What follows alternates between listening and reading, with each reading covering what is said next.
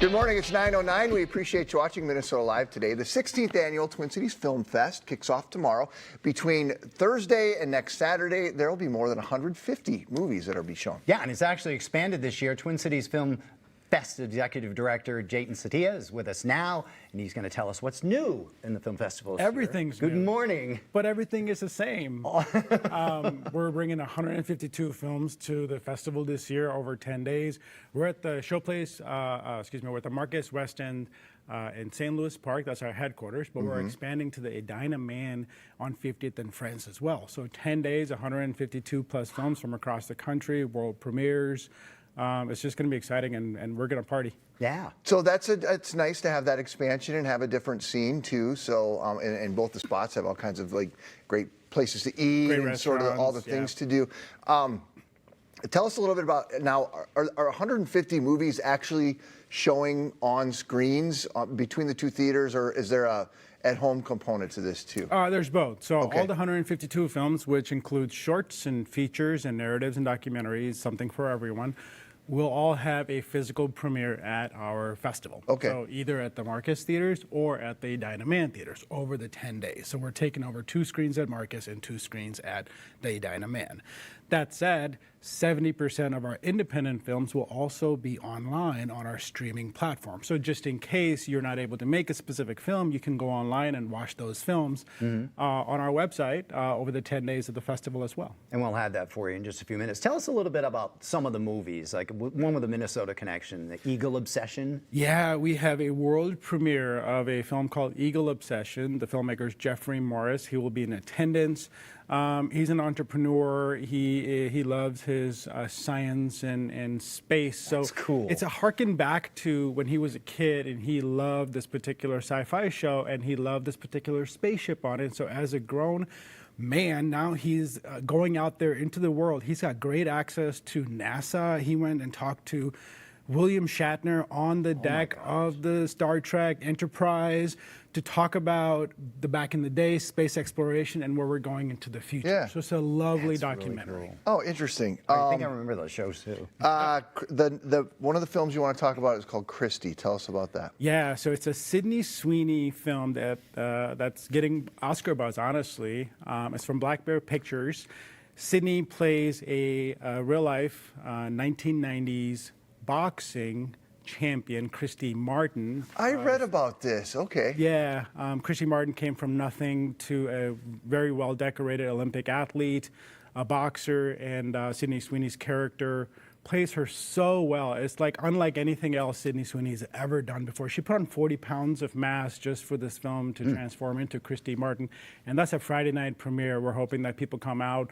It's women empowerment. It's part of our Changemaker series as well. It's a fabulous film.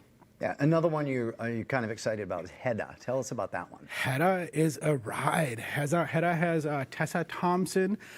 She is an elite woman in the 70s, and she is bored with her newlywed life, so she throws this lavish party that her husband can't afford, and she's inviting all the people from her past to show off, and there's manipulation over this night. There's love, long lost love that comes into her life, and she is just going crazy. She's just bored, so she's manipulating everybody around her in this diabolical night that is the party that they can't afford. That's the interesting part. Yeah. Right? Oh wow, that sounds good.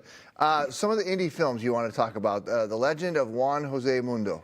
Such a fun film. The entire cast, the lead actor is going to be here. The directors are going to be here. It's a 1980s take on a, if you have an exchange student coming to live with you, so this young lady, she was promised a Spanish female exchange student, but instead this gentleman shows up, handsome young Spanish boy who's going to live with her. So it's all about her kind of trying to make him like her while he's out there exploring the 1980s high school experience that is the United States. So it's just a really fun comedy. I like those period pieces like that, and I guess we're getting old enough where we all remember. Kind of remember those actually things. going on in the 80s. But from what I could tell there, it looked like the clothing and like the vibe was pretty dead on. Yeah, dead on. Yeah, as if you were in the 80s watching a movie that was happening right now.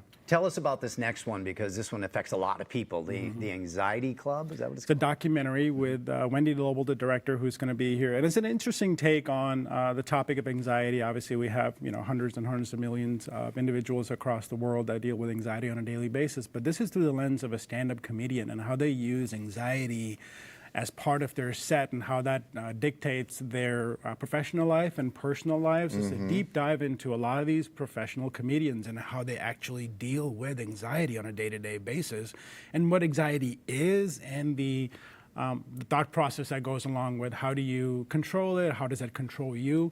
Michelle and Paul, who's a stand-up comedian here in town, a dear friend of ours, she's going to be doing the moderation, the Q&A. We're super excited about that particular film. And a lot of these movies, if not all of them, do have some sort of component, interactive component after the film is shown. Yeah, and that's where it's the difference between going to a movie theater by yourself and watching a regular movie and going to a film festival. It's the exact same price as going to a regular movie, but these are world premieres of films, and the filmmakers are there. We have about 100 filmmakers flying in from across the country. 30% are Minnesota connected. I want to give a shout out to Rusty Gatenby. His daughter's film Missing Pieces. He just texted about that the other day, in fact, which is really cool. I was just on a call with him, and his daughter's film Missing Pieces is going to be premiering at our festival on Saturday as well. That kind of completes the circle with us here at Channel 5. Yeah, He's here for a long time. Yeah, again, there's a lot of great Minnesota artists across the country, and we celebrate all of them.